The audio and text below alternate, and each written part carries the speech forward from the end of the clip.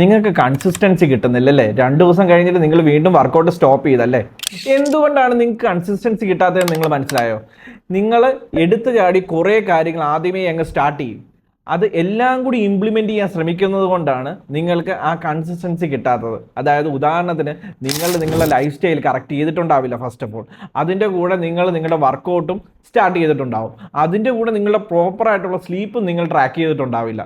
അതിൻ്റെ കൂടെ നിങ്ങൾക്ക് പറ്റാത്ത രീതിയിലുള്ള ഭയങ്കര സ്ട്രിക്റ്റ് ആയിട്ടുള്ള ഡയറ്റും ഫോളോ ചെയ്യാൻ തുടങ്ങി കാണും.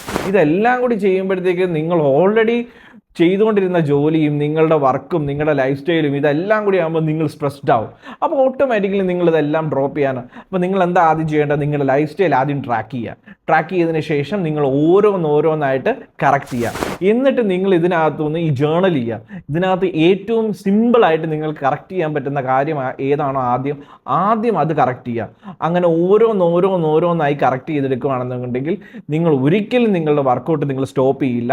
നിങ്ങൾ എല്ലാ കാര്യങ്ങളും വളരെ കൺസിസ്റ്റൻ്റ് ആയിട്ട് ചെയ്യാൻ പറ്റും. നിങ്ങൾക്ക് ഇതുമായി എന്തെങ്കിലും വിധത്തിലുള്ള ഹെൽപ്പ് വേണമെന്നുണ്ടെങ്കിൽ തീർച്ചയായും ഞങ്ങളെ കോൺടാക്ട് ചെയ്യുക. ഞങ്ങൾ നിങ്ങളെ പ്രോപ്പറായിട്ട് ഗൈഡ് ചെയ്യുന്നതായിരിക്കും. നിങ്ങൾക്ക് എല്ലാ വിധത്തിലുള്ള ഹെൽപ്പും തരുന്നതായിരിക്കും. Please contact with us.